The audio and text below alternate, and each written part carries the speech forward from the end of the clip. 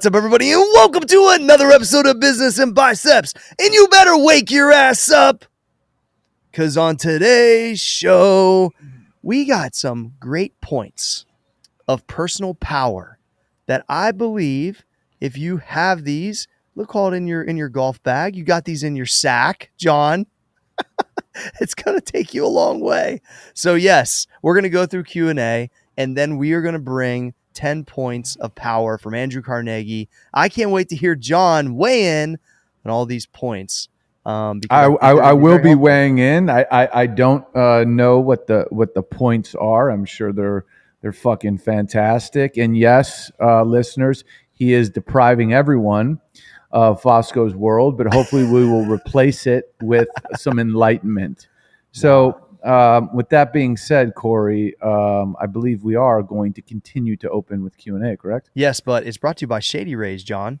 Listen, yeah, you can talk about them really well. I've been wearing my Shady Rays, and they're amazing, John. Here's what I love about Shady Rays. It's an independent sunglass company, and they're just not some big corporate company who overcharges for shades, John. Everyone knows sunglasses are way overpriced, but Shady Rays is out to do it differently. I do, because I got to buy mine. They give a lot of people bang for their buck. The shades are polarized, and they're made to hold up no matter what you do outside. So if you want to save a Benjamin, John, you might want to give them a shot. Go to shadyrays.com and use the code biceps for 50% off. Basically, it's a buy one, get one free when you get 50% off. All right. BOGO, homie. All right. Time for Dirty Jeremy, a.k.a. Butt Life. Q&A. Butt Life. Yes, everyone, keep on sending us questions at Biz and Biceps on Instagram and Twitter. When we use your question on the podcast, we'll send out a free T-shirt for you. Butt Life Q1. First question. Butt Life Q1. Oh, hang on. Butt Life numero uno. I am currently working on building my business while still working my full-time job. My business is starting to bring in consistent revenue, but I'm not able to pay myself as much as my job does yet. Should I wait to quit my job until I can fully replace my income, or make the leap now so I can devote more time and energy to my business? I mean, that's tricky. The trajectory sounds good. It sounds like if you're actually taking money out of your business and the business you're building while simultaneously working is starting to provide revenue for you, I'd continue to work your other job, and I would see if this thing really has legs, if it can really support a household, if you will, a career, if you will. And it sounds like, because you are making revenue in this side business you're doing along with working a job, it sounds like you're doing it fairly efficiently and fairly well. So if that's the case, keep doing it and keep growing it. And when you do get to the place where you are replacing your income at your other job or exceeding it, that is when I'd make the leap. But I wouldn't get too high on it, because it's bringing in 30 grand now, and your other job is paying you 50, and your thought process may be, well, if I just quit the other job, that 30 will turn into 60, will turn into 90 real quick. That's not always true, man. So I would just keep doing what you're doing, because it sounds like slowly but steadily it's working. Yeah, I've seen this happen a few times within actually the crew that I have at Old School. There's a friend of mine named Corey Carpenter that is an X-ray technician or radiology. I believe that he does like MRIs, and I can't remember what the term is, what his job title is, but he does that. Obviously went to school for it, had a good paying job, had a passion. He's probably an MRIist. Yeah, maybe that's what it is. Yeah. He had a it's terrible. I don't know what the term is. He has a passion. Technician, probably. I think it's a passion for fitness, and started personal training on the side, on the off hours, and on the days that he wasn't, doing that job. And so over time, he did what this guy did. Was it showed promise.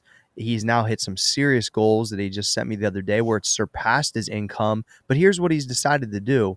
He, in his profession, he's able to just knock down the part-time. So what he did was pretty smart. He stayed at full-time as long as he could. That other income matched it, then dropped down to part-time, but still was using, he's making more money combined than he ever has in his life. And he's still making that slow transition. Now he's paying things off, getting himself set up, investing, and then eventually the right side will overtake the left side. I think there's two ways of thought. There's the jump all in, fuck it, I got it, I can spend all the time, or there's that little bit slower, methodical, I guess you could say safer route to do it, which I watched him execute. I jumped all in. That's all I knew how to fucking do. But I didn't have another job. I only did my job as a personal trainer, and I just had to make it work, or I was going to owe rent on a building that I had no clients in. You've been unemployed for years. Yes, I've been unemployed for a long time. So it's one of those things where I like the way that Corey Carpenter did it. I've watched it happen over a 3-year period, and it was pretty impressive. So that's what I would do. I would He's try PRing all over the place, this guy now. Yes. I would really try to make sure you get yourself set up before you take that full step. Like if you can make both incomes and you basically doubled your income and you're going to work a lot, pay some shit off, set yourself up, and then transition in to the full-blown entrepreneur world. Pay off that Civic, dude. That Honda that sweet What? thing with fucking 18s, dude. All right. Butt Life Q2. Butt Life numero dos. I know you guys are big into CBD, but what are your thoughts on the legalization of marijuana and the business opportunities in that? I believe it is the biggest no-brainer in the history of America. Okay, so we've been fighting a fake drug war for fucking since the Reagan era. And you cannot beat the streets. You cannot beat these cartels that are more powerful in certain countries than governments. So how do you slow them down and take power and money away from them?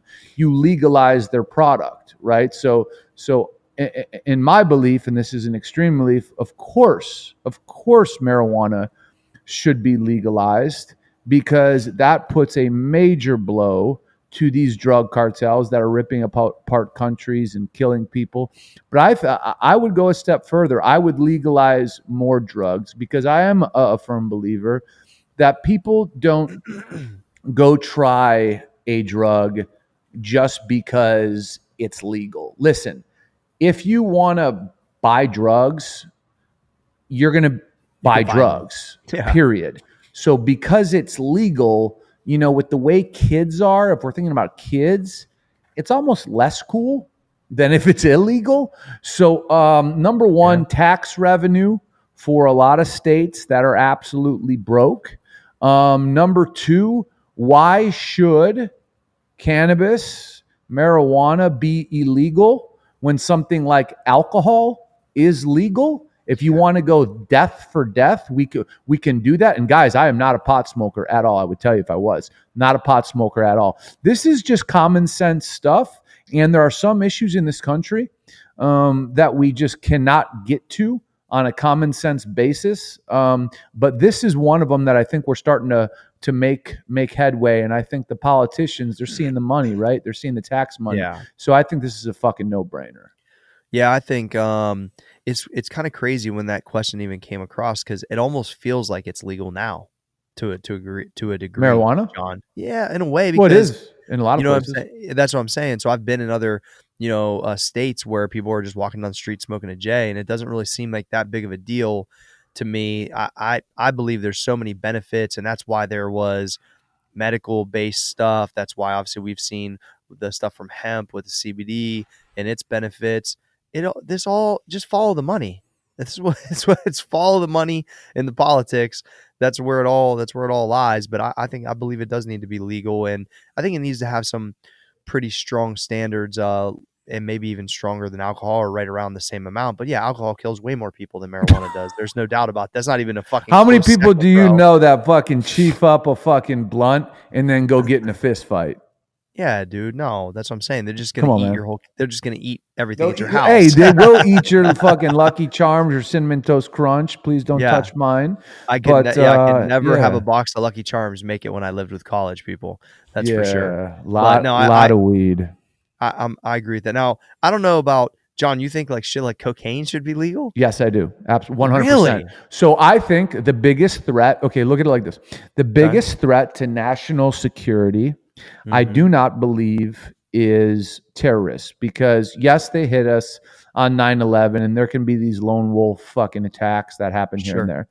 But when you have a drug cartel like the Sinaloa cartel in Mexico that is on our border, that is bordering, Texas and California, that has tentacles all the way up to the president of Mexico, and they own the military, and they own the country, and they kill at will, they behead. Do you think these people have morals? So let's say if a terrorist group did want to connect with the Sinaloa cartel or a big drug cartel in Mexico, do you think that drug cartel wouldn't have a price? Of course they'd have a price. And then they would give them access to fucking airspace and a very close proximity to the United States. This is a criminal empire. And if you take away their products, cocaine is legal, is backwards as this sounds, heroin is legal. Like, I don't know people who are just going to go take heroin because it's legal. But I do know junkies. Here. There's junkies that take heroin every day. You'll see them on the streets of, Newark. They're For sure cruising around, and they're using dirty needles. They're ingesting shit that has all kinds of garbage. Number one, if you're going to take it, might as well take clean shit, right? So other people don't get infected. So you're not walking around infected. I just think people aren't going to start taking these drugs just because they are legal. They will create tax revenue. And more importantly, the most important thing, Homeland Security, they will put the drug cartels out of fucking business. Interesting. Well, I think that was a great question. All right. Yeah. I think we're ready for number 3. But Life Q3, numero 3. Can you talk about the moment when you decided you needed to be an entrepreneur? How did you know you couldn't work for someone else? Man, people get this twisted. It's not about knowing you can't work for someone else. It's about being possessed with ideas at all times that you want to see come to fruition, and you want to work to make work. It this whole deal of people who aren't entrepreneurs. Oh, I want to work for myself. I don't want to answer to the man. If that is your motivator, you're a fucking egotistical moron. You're not an entrepreneur. An entrepreneur sees things that other people do not see. And then they take those things that they see and they build infrastructure around them, and they create businesses. Dude, I had fucking ideas when I was 7 years old. Dude, I had ideas when I was 8 years old. I had ideas in high school. It doesn't stop. I have ideas every night, and none of them revolve around not working for someone else. Do I think my personality would work working with somebody else at this point in my life? No, but there was a point in my life where I did. And it was probably the best thing that ever happened to me, because I learned what this whole game was about. So if you're thinking about like, oh, I want to be an entrepreneur because I want to be my own boss. Well, what fucking business are you going to start, dipshit? Like, come on. Yeah, I think, I don't know if my process went that way. I think it was, I knew if I wanted to try to change the path of, the financial deal in my family, I was going to have to take it, take it head on, take it put it on my back and really go after it. I don't know if I originally thought that I was absolutely going to have to own my own business. That kind of showed itself more when I started thinking okay, I can personal train. Oh, I can have my own gym. Then, that type of stuff. So mine was a little bit more kind of uncovered during the process of learning the craft. And I say this a lot. I started my own business when I was 20, but I really didn't choose to do it then. Someone else kind of chose it for me, because if they wouldn't have pressed on me in my situation where I was kind of like a barbershop, I was renting space and running my own personal training business inside of another gym, but I wasn't paying the electric. It wasn't my building. It wasn't my gym. I was, I was a sub inside of another spot. If they wouldn't have pressed on me. You were like a fitness gigolo. Yeah, kind of, except for I kept it in my pants. Okay. So if they wouldn't have came and pressed on me that they wanted 30% of everything and they didn't want the rent no more, I don't know that at 20 I would have broke out and started my own facility with having next to no money and really no equipment. So mine was kind of forced, and I almost like stepped up to the plate like, no, I'm not going to get pushed around. Fuck these guys. I'll go do my own thing. Wasn't the time that I thought I was going to do it, but I just stepped up and did it. So it's like, did I want to at that point work for anybody else? Hell no. I don't really like to listen to anybody, especially if I don't think they're at least at the same level or better than what I know in my craft. I'm not going to listen. Like the motherfucker that was leading at that point, he didn't know shit. And I knew he didn't know shit. And that's me at 20 thinking that, not at 40. So I think that you got to look at it like, what can I be really good at? And then if it shows itself where I run my own business, then that's great. But just the fantasy of I ain't trying to fucking listen to nobody, well, that ain't going to fucking make you any sales. You want to know what you're selling. No soup for you. It's time to throw the format out the window for a second. I really believe I was reading through my Carnegie book because I'm getting ready for my quiz for my students. You know, I'm Prof G, John. Yes, I do. You're aware. And there was the 10-point rules of personal power.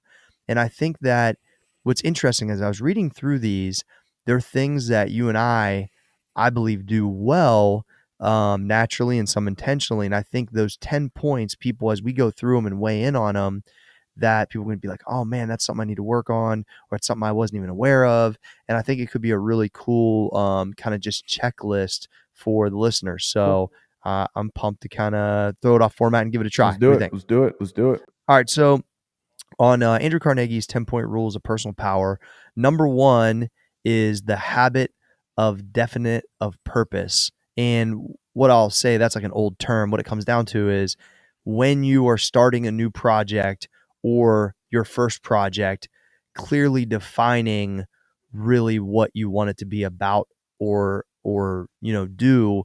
And each project John and I have got together on, or projects we had in the past, they always had a path.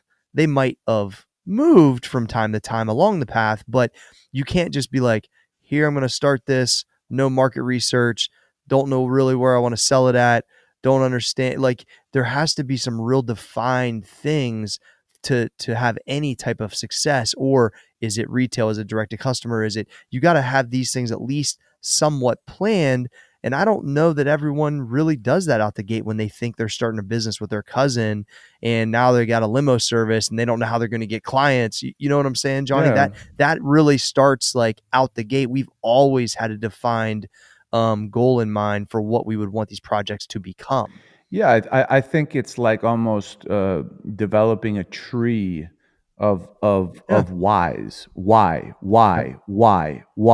So if you have a purpose for doing something, why? Why is that your purpose? And then if that's your purpose, okay, well then how? How are you going to make it work? Like you just got to kind of run down a checklist that's if we're going to focus on purpose, it's why is that your purpose?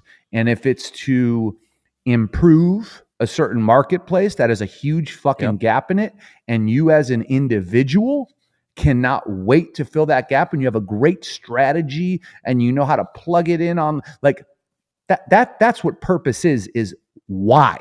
Why are you doing it? And it can't be because I want to make money. It has to be because you get it. You understand it, and that's fucking why. And you want to make a difference. You know what I'm saying? So when I hear purpose, definitive purpose, all I can think of is why. Think about this, John. One of the main things, this is real time example for the CBD business, is the purpose of education. How many times have you brought that up? Educate. If we educate, it will help that business win because so many people need educated. That's why you said, man, people walk in the store, people talk to us about it online. They need educated. They don't know.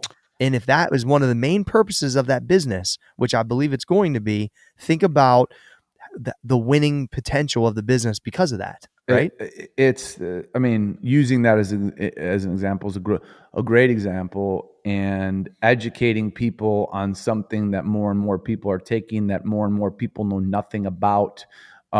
is crucial in helping people understand, oh, actually, this form of it is better for you because you have trouble sleeping. So let me show you this form of it, not just this generic form of it. And let me explain to you why this is better. But, when you talk about CBD, it's like internally inside of me, what immediately made it my purpose was the fact that it gets people away from prescription drugs. Exactly. And that is a purpose that goes as deep as my soul. So, And then we'll go to the second one after this, but the same way I felt about what I knew how people could feel with when my craft got to a certain point, when I could help them lose weight, build confidence, like the purpose of being able to, hopefully they had to work for it, but give that feeling to them if they would follow a process that they could attain that feeling of, more self-worth and more confidence and more like, dude, that is like a purposeful thing. Same with you, John, like to be able to get people away from, what is a major problem in this country in a natural way, because you've experienced it, like to be able to educate people enough to think that could change their mind and help them. Like, dude, that's huge. The money will follow, everybody. That's kind of what I'm getting at. That's why I love this point, because if this isn't intact, you're fucked. Yeah. If this isn't intact, you are just chasing money. You're fucked. Just chasing money. Yeah. All right. Number 2 is promptness of decision, being decisive on your decision making, life, business. I would say when I think about things that bug me the most, is indecisive behavior. It doesn't matter to me whether we're going out to get something to eat or it's in a business. Now, you have to make educated decision make. You have to have educated decision making with analytics, with time involved, with experience of all those things. But somebody that's super fucking wishy-washy, I have a problem dealing with people like that. I almost don't deal with them hardly at all, to be honest with you, because if I find it bugging the fuck out of me, because I'd rather grab my information, make a decision, and then fucking go at it. Now, that decision is a little wrong. I got to live with that, and I'm okay with that too. But I have a hard time when people are ultra wishy-washy. And I'll add this before I throw it to you, Johnny. That's exactly how I feel right now, because I don't have all of the necessary information yet, or the feeling for my injured shoulder, whether to get surgery or not. And this is probably one of the most indecisive things I've ever been on, honestly, in my entire life, because I've got almost all the information and I'm almost at a point where I can make a proper decision with how I'm feeling, but it bugs the fuck out of me that I am literally a 50-50. I'm just not like that with anything. And it's weird. And a lot of people operate their entire lives that way. So anyway, go ahead, John. If you're indecisive, you can't lead. Real simple. Boom, boom, punch them, Johnny. That's a fact. If you're indecisive, you can't lead. But to be decisive, you have to know more, which means you have to spend more time. You have to study more. You have to do more research. You have to be informed. You can't just be decisive for the sake of being decisive. You have to be decisive because you are informed. And if somebody is not informed and they're just decisive, then those decisions are going to bring them down and they're going to disable their ability to lead. So it's really simple. When you're a leader and you have all your information like you always should, you need to make quick decisions, because like we've talked about on previous podcasts, time is money. And because of that, decisiveness is crucial. And it's also okay to be decisive and say, this is the path of action. This is why. Always be willing to explain to someone why you're making a decision. A lot of people, when they get to a certain level, feel that they don't need to. And it's true, you don't technically need to. But once again, if you want to lead, you should always want to explain things to people who want to learn. So if you're decisive, if you make decisions, you also have to keep your mind open that, okay, well, this is a decision, but it has not been tested yet. So although I am decisive today and I'm going to follow through in every way I can with this decision. That doesn't mean that we may not tweak it in a month, in 3 months, in 6 months. It doesn't mean it's forever. It means it's for now. It means it's the course of action that we follow, but it doesn't mean it's set in stone. Nicely said, John. I love the punch him in the face right out the gate too. That was good. That's Fosco's world Punch right him in there. the face, yeah, all kinds. Hey, so next one is soundness of character, and he has in parentheses intentional honesty. I know this is, and I'll let you start with this, John, because I know this is something you talked about out the gate, like being brutally honest at times, just because everyone needs to know really kind of, I guess I always say what time it is, or that your intent, that the things you're going forward with are always with honesty, because if they're not and they're dishonest and they come from that place, they never usually work out Yeah. anyway. And if they do, it's always very short term. But go Yeah, ahead. I mean, just to give people like an example of clear honesty. So Jeremy's our producer right now. Corey is my co-host right now. I believe Trey's shooting pictures right now. Me and Corey are on the show together because we both identified in each other that each one could assist the other one in making more money, not because we're friends. Are we friends? That can be talked about another time.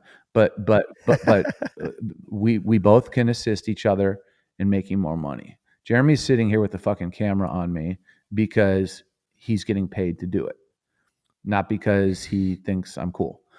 Trey's in there taking pictures because he wants to extract as much money as humanly possible from this business and from other things that are involved with this business. And there's nothing wrong with that.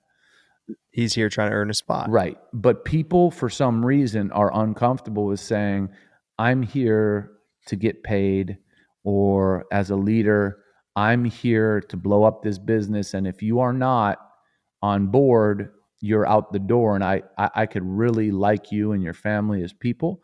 But if you don't share this vision, you're out. Those things make people uncomfortable, and they shouldn't, because that is just peeling the onion all the way back and just legitimately stating, if you're at work right now, why are you at work?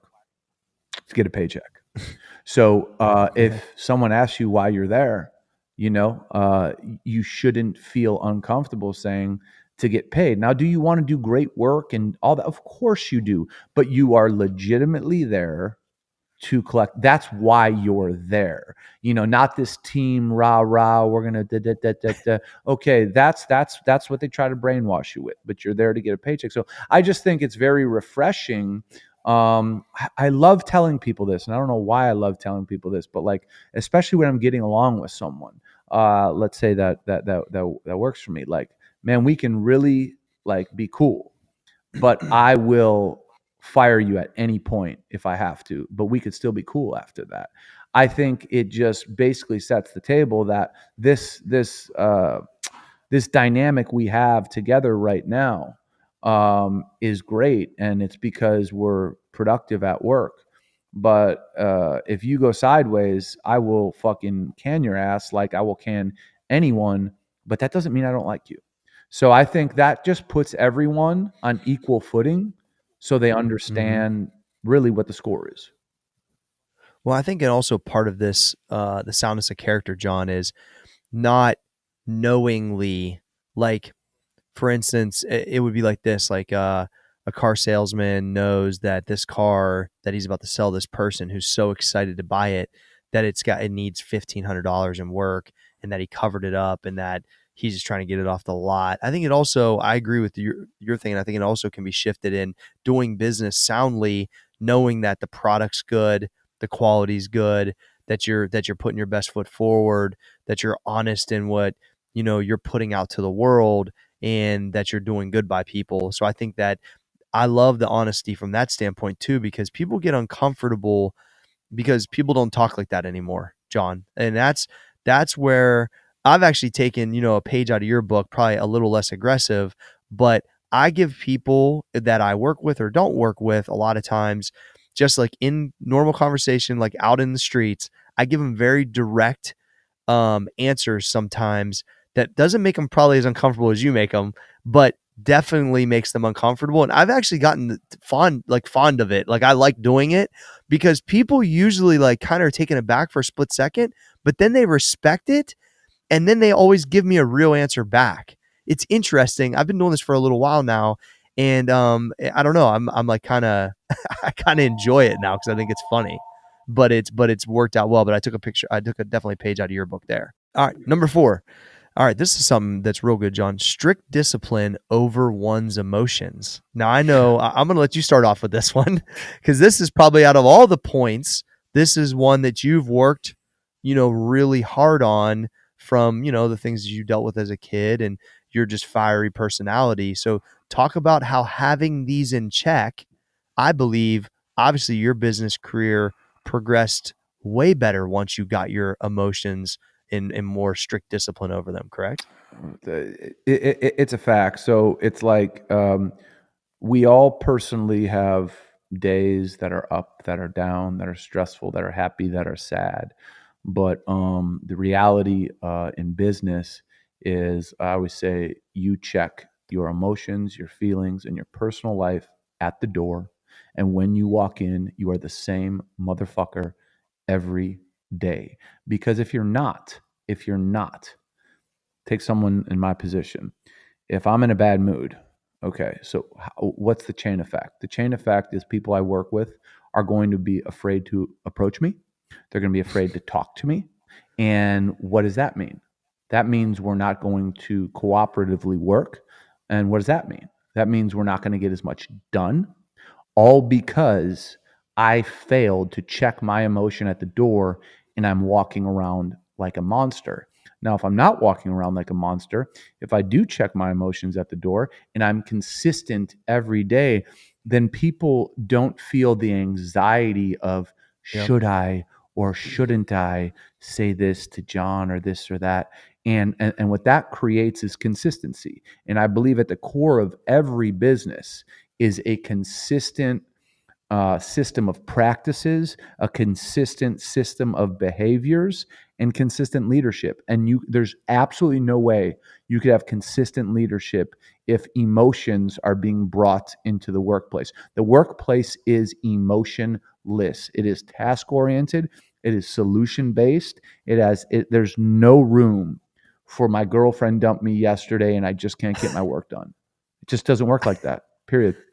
It does. Hey, Johnny, it doesn't work like that. And that's not effective. But what do you think? This is a made up number, but a true percentage that actually operate this way. I mean, dude, I think 3% or less. Probably less than that, I bet you.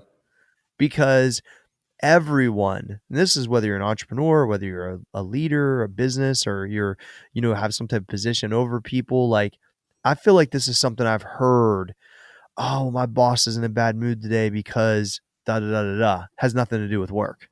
Or the lady I'm working with, she's in a bad, da da da. It's like it's always they're talking about the personal things that are affecting what's going on at the office. Yeah, like, So did you hear? Like my boss's husband left her, so you got to watch out. She's a bitch this month, and Exactly. It's like, man, that ain't got That should shit never to be do it. with what the fuck is going on here. So, like, I think a good point is if you're getting caught up in this kind of stuff, or you're this person, you'll be way more effective if you chop this shit out of the way you operate. That's kind of why I wanted to go over these things. As I was reading them, I was like, oh, John's going to kill this one and kill that one. Like, because these are things and principles you can double check yourself against. Like, if you're not getting where you want, start to check yourself against things like this. This is why these items I think are real valuable. So well said, Johnny. Absolutely. Number 5, I believe. 1, 2, 3, 4, 5. Obsessional desire to render useful service. I'll start off with this one, then I'll throw it to you. It's one of those things, like, I realized at a very young age in my business, which was always based around helping people, personal training, working out, obviously that over delivery of that personal caring and touch, which is almost was at, and it still is at, an obsessional level for me. And I carried it in the social media the same way, has been one of the deciding factors of my longevity of success as a trainer or a person where people come to knowledge from and want to purchase things that, associate with the workouts or supplements or what it may be. I really got this from my mom because I saw the way she treated people when she worked at the furniture store and when she was a waitress and the things that she did, how she just always went over and above. So when I originally read Andrew Carnegie's book and it talked about going the extra mile, it made all the sense to me because that's why I was like, that's how you change it. Like if you give a service that's at like an obsessional level, like I try to answer motherfuckers back as fast as possible on social media. So they almost be like, damn, it's like that dude was waiting for me to send a message to answer my question about what supplement to take at max effort or what workout plan I should try. Like that to me was something that I got onto real early, and it's paid huge for me because that's how, as at least until I got a platform that was bigger, able to really help people one on one. And I think literally being at an obsessional level on it has definitely helped. So once again, John, it's obsessional desire to render useful service. Though to you, buddy. Yeah. So if you're not obsessed with the feeling that your customer leaves with or finishes with when they're done interacting with you, if you're not obsessed with the idea that you just gave them everything you have and there's absolutely no way they can go anywhere else and feel what you just assisted them in feeling, if you're not obsessed with that, you're going to fail. Because customers in business, they pay our salaries. They're what allow us to build big businesses. They're what allow us to sell companies. They bring their friends. They bring their families. They do all this stuff. And if we are not obsessed with giving them all of ourselves, all of our knowledge, and treating them like human beings, you know what I'm saying? I think this is so valid. And such a good point right now because we always talk about it. Service is at an all-time low.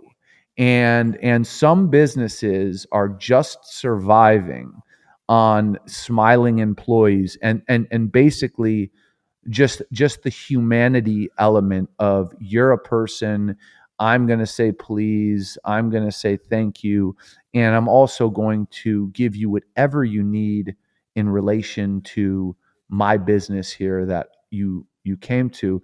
I think if you accept in your mind the idea that a customer can go somewhere else and they can get the same feeling that you potentially are trying to give them, if you accept that, you're going to fail. Period. I totally agree. I think people need to take this is like a free item, bro.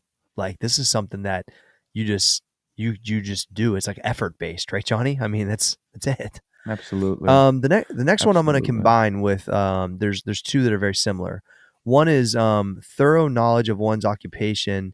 The other one's enduring thirst for knowledge. I kind of rep those together because it really comes back to the craftsmanship, right? Like understanding. So if you want, if you need to be like on the top from a knowledge based perspective of one of your occupation, you need to always be trying to learn. The person that thinks they are done and you think you're so fucking ultimately sweet that you don't need to learn one more fucking thing from anybody, you, my friend, are fucked.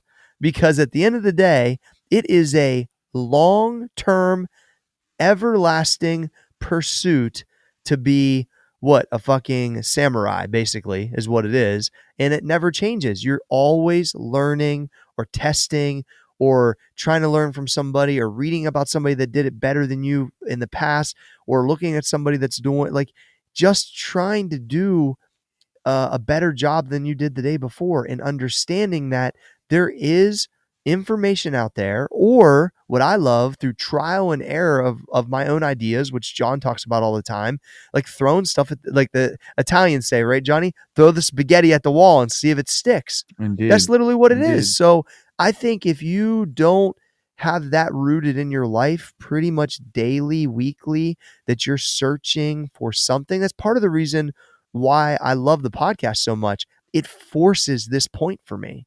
Literally every week, it forces me to make myself better to some degree so I can research the information and fucking speak about it.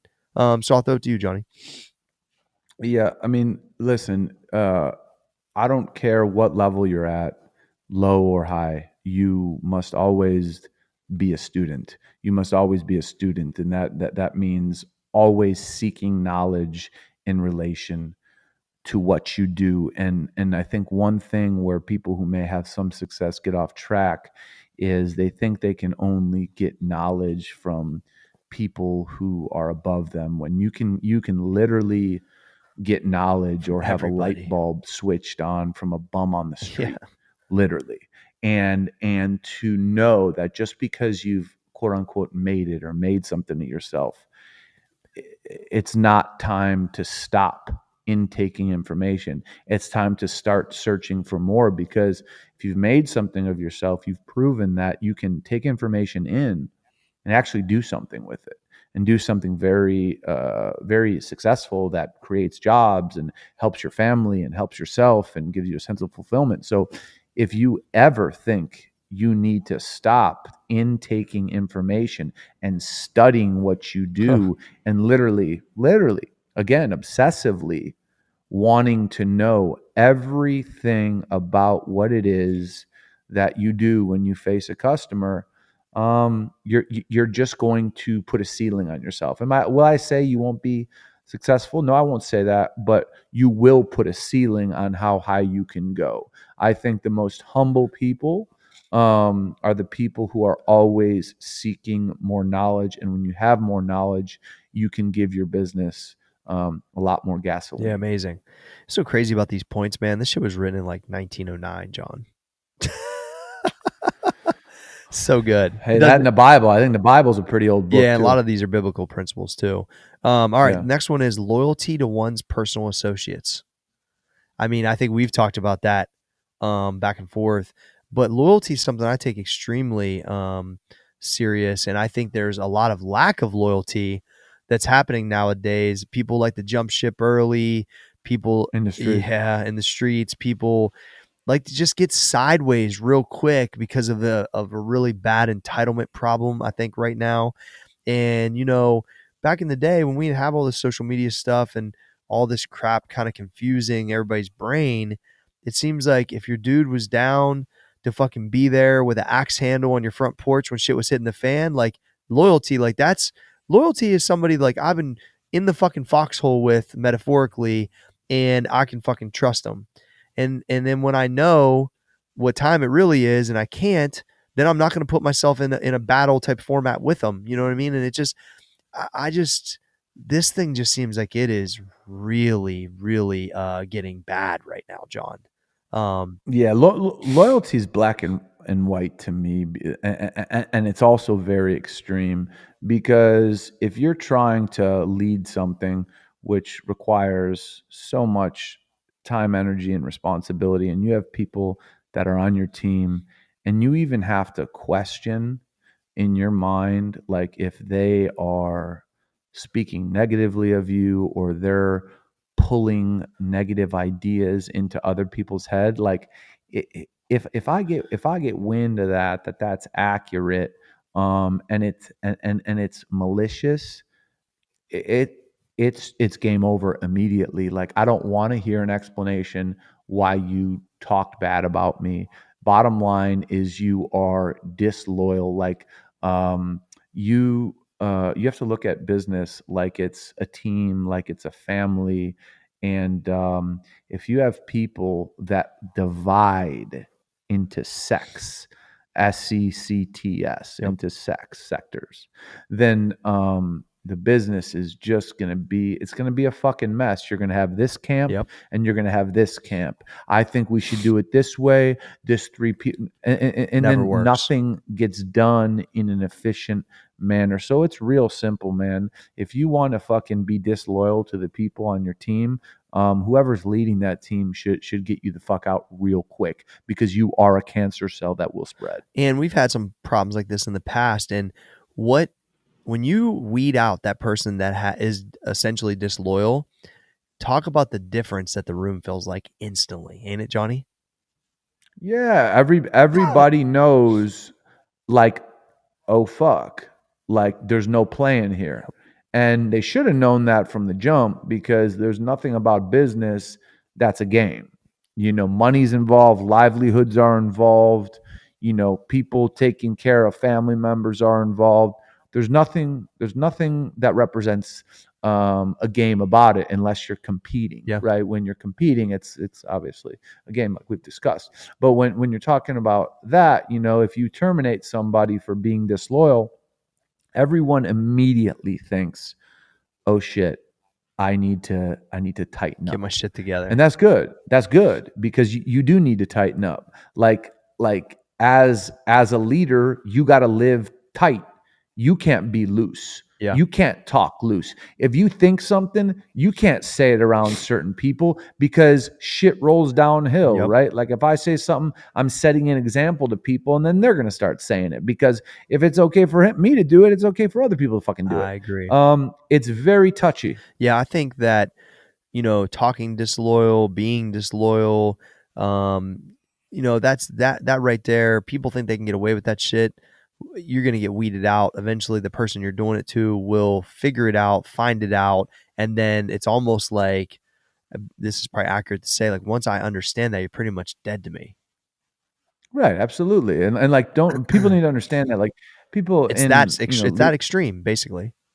absolutely, people in leadership roles, like, if there's a suspicion, dude, you don't think I'll fucking, like, incentivize someone to talk like the fucking FBI? Are you kidding me? I will fucking pay you. I will, because at the end of the day, that's a worthy investment to word out. I'm sorry, Weed to out. get out, and weed out someone who's cancerous. That is a good investment. So Absolutely. I will do everything in my power to get the fucking truth. All right, and the last one, Johnny, is he explains it as alertness of imagination.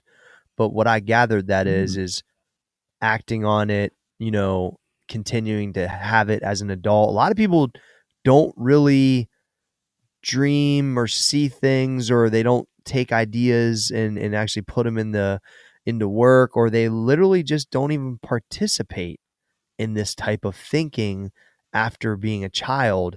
It's interesting thought, because that really starts to think more like, almost like that drone mentality, like, don't think outside the box, don't think of what things could be, don't.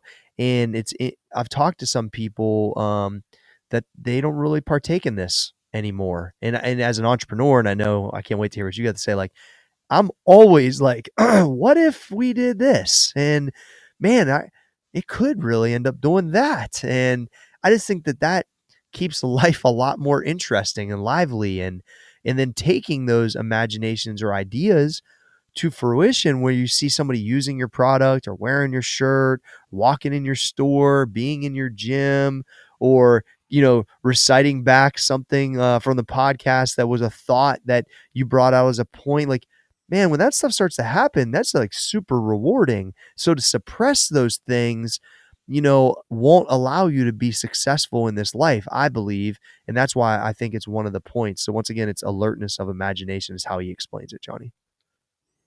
Yeah, I think it's very common for people to turn off their imagination.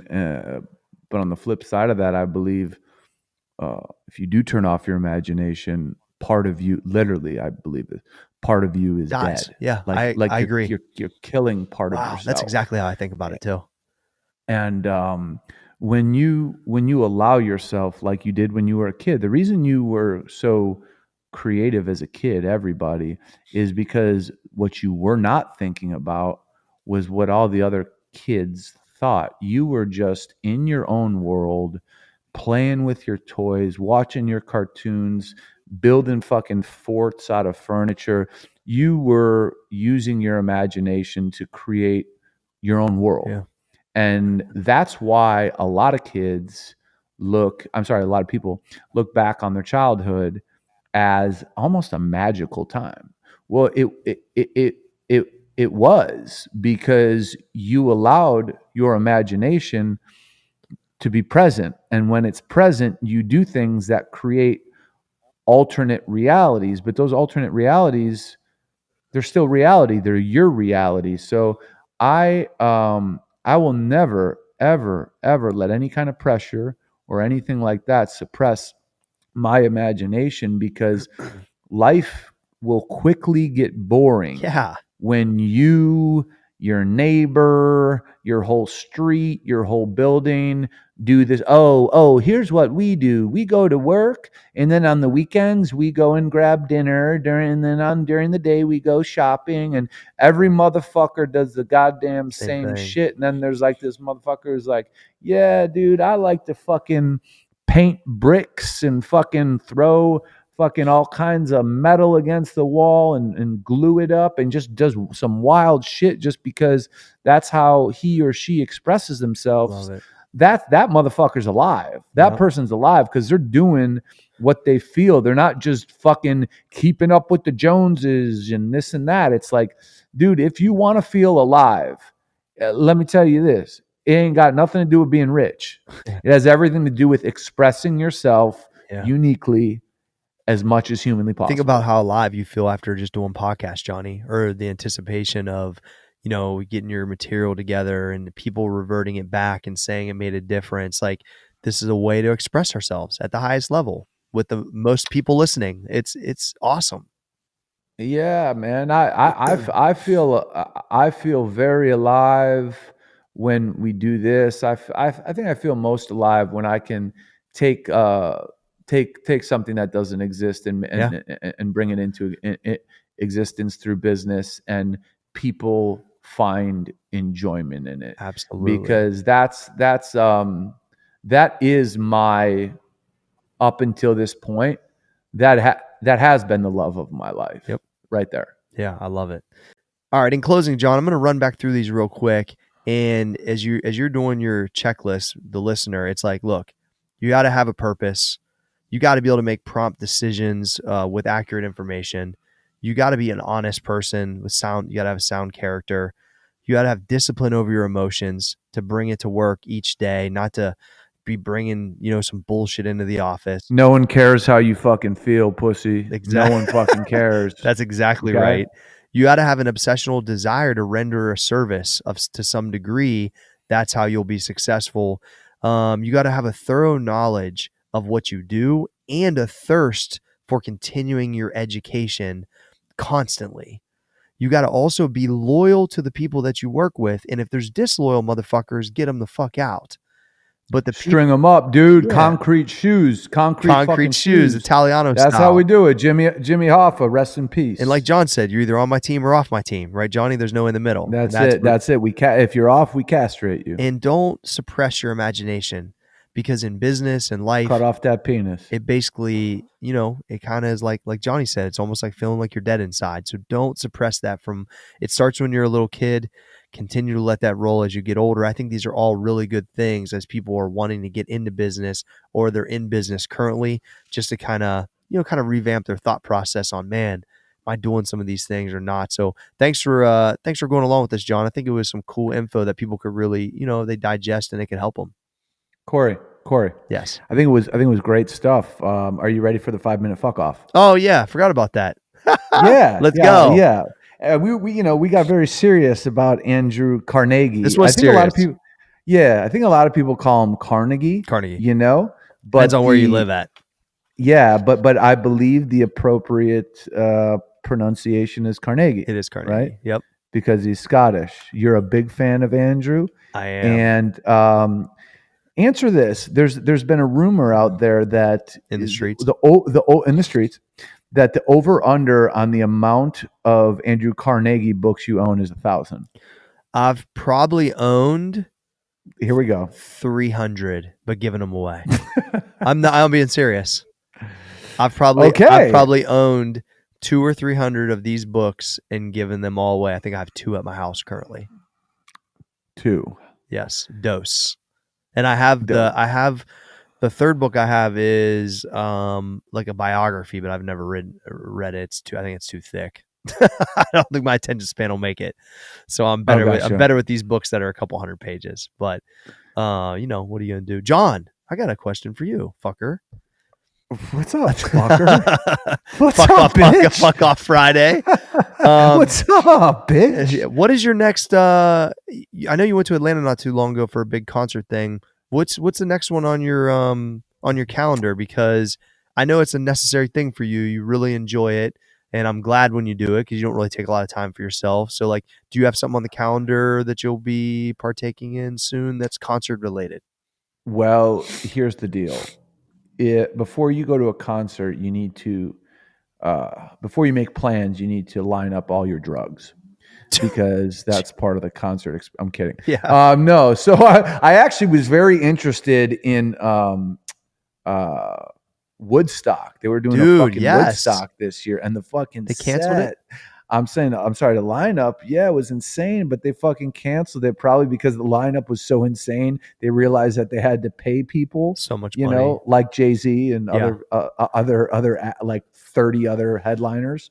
So that's canceled. You can never ever go wrong with, you know, where we went in Austin. It's awesome. I think there's a lot of fucking off to be done there, but Austin City Limits is one of my favorites. There's just, man, with music festivals, there's so many popping up. Jacob then went to And, a dope one in Cincinnati last weekend. Had Greta Van Fleet and Run the Jewels, and it Yeah, seemed like it was pretty stacked. Burberry or Yeah, something. it's pretty stacked. They're just it's big it's big business now, and I think they're able to book a lot of these bands at a reasonable price. But yeah, man, I don't have anything lined up right now, but I do have my eye on October, so Nice. that's You gonna head back that. down So there again? yeah, I mean it's a possibility. You know, business dictates what we do. But Sure.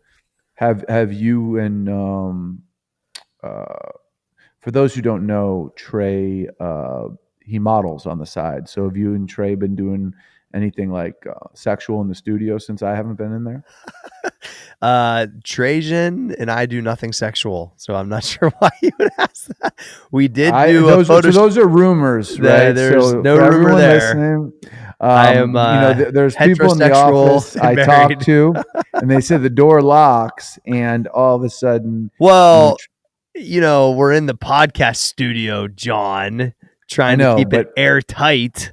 I know, but I know you and Trey are spending more time together, and apparently the other day when you left recording, there was a pair of jeans and some underwear with some skid marks that you left on the floor, and I guess you walked in with them on.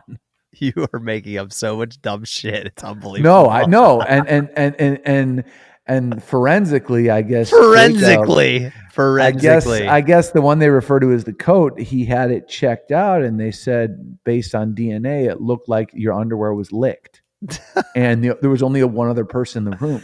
Jeremy, I don't even think you can use this material. It's unbelievable. It was Trey. You are crazy. I can't even rebound from this. I don't even know what to say. Hey, Jeremy got a new bike. Butt Life. Hey, let me tell you about this. but I'm looking at it right now. Is Butt it Life got a new bro. Okay, listen. Butt Life got a bike. Okay. And the best part about it is totally normal bike. Normal bike. Seat's huge. Dude, how did you fucking know? Like the seat, he got like a 3XL seat so he could ride it. Like this fucking seat is 18 inches wide.